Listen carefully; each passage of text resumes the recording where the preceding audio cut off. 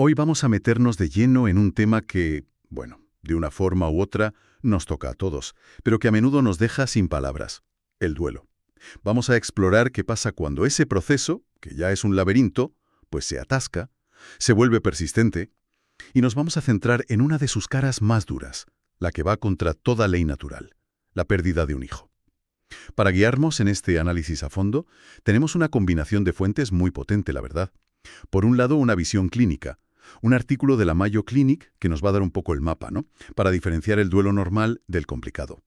Luego nos vamos a sumergir en la experiencia pura y dura, una conversación increíblemente honesta de un foro de Reddit, donde padres que han pasado por esto comparten sus miedos más profundos.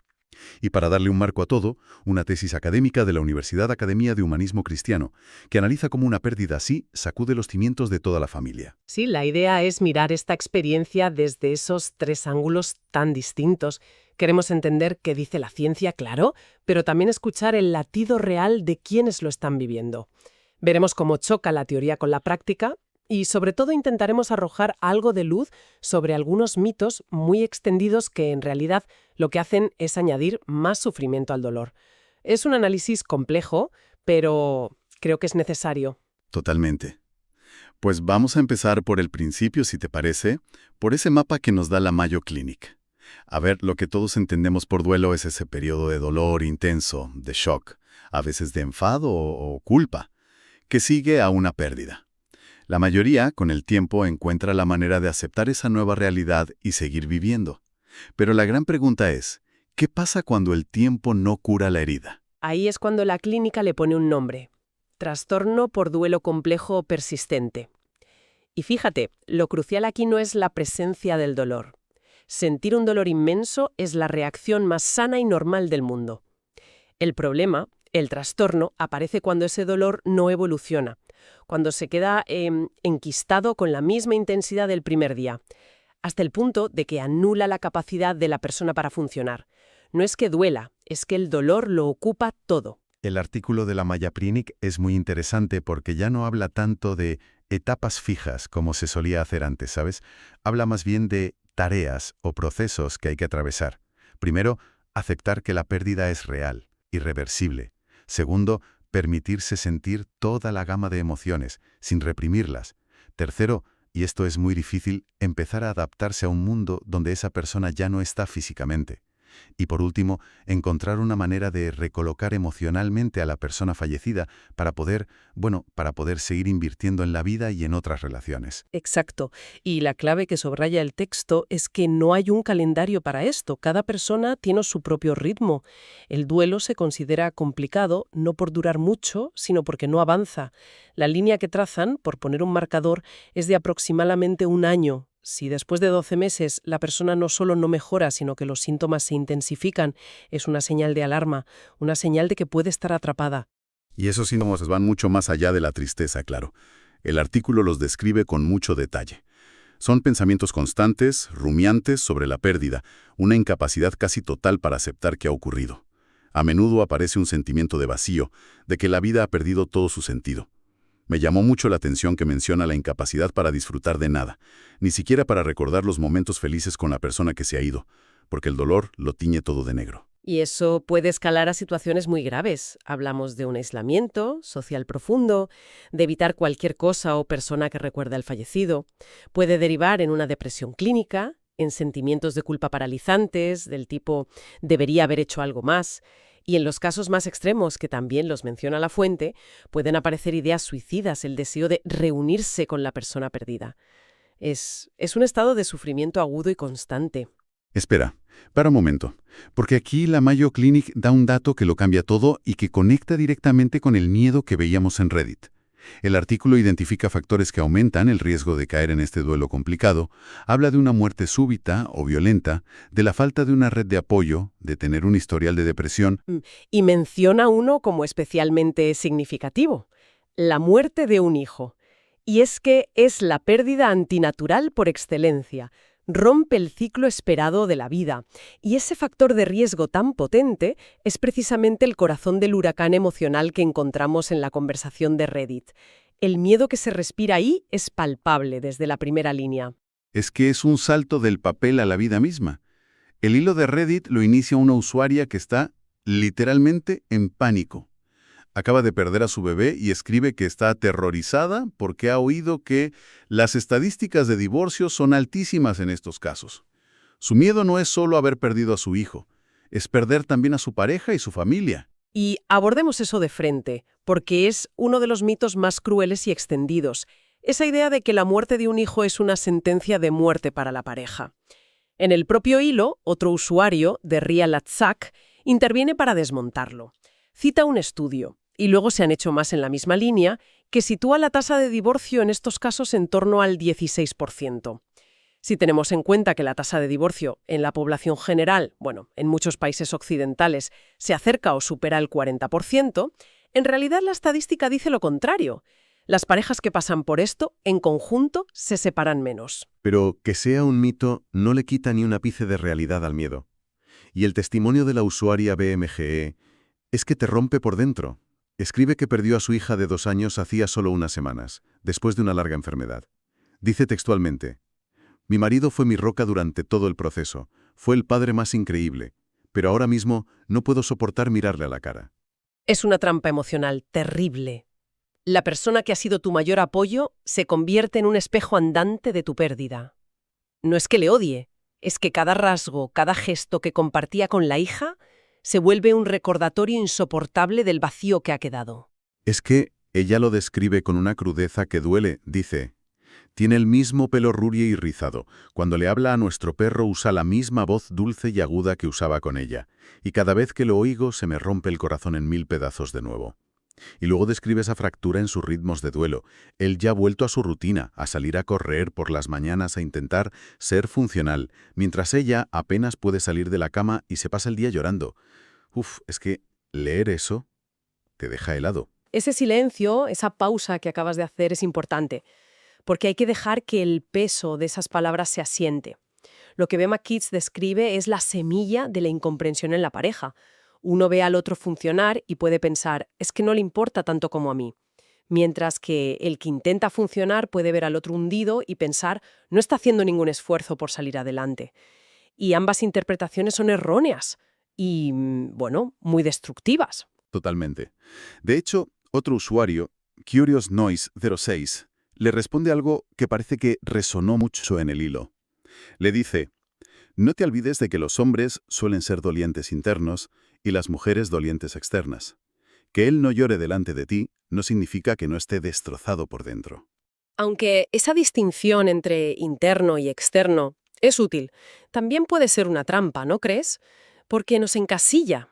Quizás el marido no es un doliente interno por naturaleza, sino que su forma de sobrevivir es la acción, porque siente que si se para, si se permite sentir la magnitud del dolor, se hunde y no podrá sostener a nadie.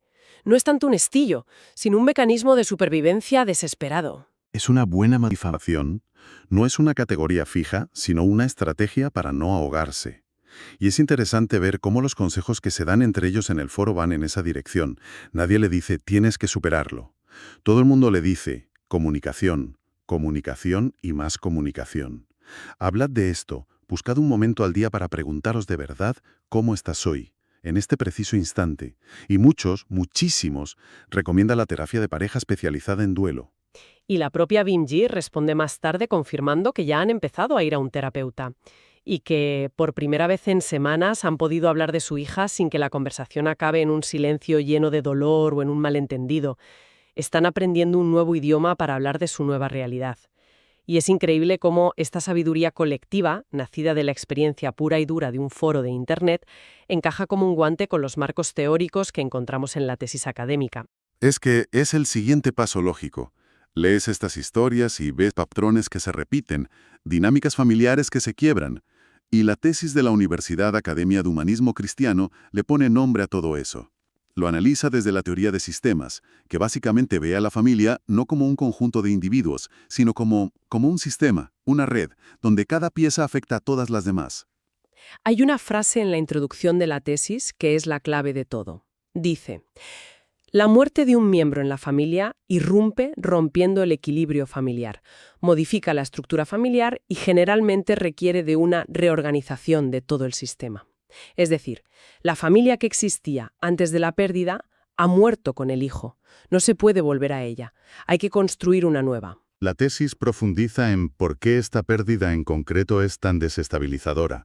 Como decíamos antes, va en contra del orden natural de la vida. Los padres están programados biológica y socialmente para proteger a sus hijos, no para enterrarlos. El estudio dice que por eso no están preparados ni psicológica ni socialmente para afrontarla. Y esto desata demonios muy específicos. Como por ejemplo el sentimiento de culpa. Es algo que la tesis recalca mucho. Los padres sienten que han fracasado en su función más esencial, mantener a su hijo a salvo. Y esa culpa es un veneno. A menudo, como no se puede culpar al destino o a una enfermedad, se busca un culpable más cerca. Y la persona que tienes al lado, tu pareja, es el blanco más fácil. Se le puede culpar por no haber visto un síntoma, por no haber reaccionado de otra manera, o simplemente por estar llevando el duelo de forma diferente. Y ahí volvemos al miedo al divorcio de Reddit. La tesis explica que estas tensiones y conflictos se agravan cuando uno de los dos espera, de forma consciente o inconsciente, que el otro sienta lo mismo, de la misma manera y al mismo tiempo. Es una expectativa imposible que solo genera frustración y distancia. Cada uno está en su propia isla de dolor y el puente entre ellas se rompe. Es increíble. Saqué un consejo totalmente práctico y humano que le dan en Reddit a BMG. ¿Te acuerdas del usuario Fan Assistance 815? Sí, claro. Le dice algo que me pareció brillantísimo. Le dice, vuestro equipo ha perdido a su jugador estrella. El viejo plan de juego ya no sirve. Tenéis que sentaros y diseñar un plan de juego completamente nuevo. Pues ese nuevo plan de juego es exactamente lo que la tesis, con su lenguaje académico, llama búsqueda de la homeostasis. Es la necesidad imperiosa del sistema familiar de encontrar un nuevo equilibrio para sobrevivir. La tesis incluso usa el término opuesto, entropía, que es la tendencia natural de un sistema a la desorganización, al caos y finalmente a la disolución si no se le inyecta energía nueva. Y esa energía nueva es la comunicación, la terapia, el apoyo mutuo. Es el trabajo activo de crear ese nuevo plan de juego. Son dos idiomas, el de la calle y el de la academia, describiendo la misma necesidad vital. No basta con aguantar, hay que reconstruir activamente. Exactamente. Se trata de redefinir los roles, de crear nuevos rituales, de encontrar una manera de integrar el recuerdo del hijo fallecido en la nueva estructura familiar, de una forma que no paralice, sino que permita seguir viviendo. Vale, recapitulemos un momento porque hemos recorrido un camino intenso. Empezamos con la definición clínica del duelo complicado de la Mayo Clinic, que nos dio el qué. Luego nos sumergimos en la experiencia cruda y visceral de Reddit, que nos dio el cómo se siente. Y finalmente, la tesis académica nos ha dado el por qué, el marco sistémico que explica por qué esta pérdida lo descoloca todo. Y si unimos las tres piezas, el mensaje principal es potente y en cierto modo esperanzador. A pesar de que el dolor es inimaginable y transformador, la idea de que la pérdida de un hijo condena a la pareja al fracaso es un mito. Los datos no lo avalan y las experiencias, aunque durísimas, nos muestran que hay caminos para salir adelante juntos. Y esos caminos, como hemos visto en todas las fuentes, no pasan por sentir lo mismo, sino por respetar y validar que el otro pueda estar sintiendo algo completamente diferente. Pasa por entender que el que parece entero puede estar roto por dentro, y que el que está hundido necesita un salvavidas, no un juez. La clave es la comunicación para navegar esas diferencias sin que se conviertan en abismos.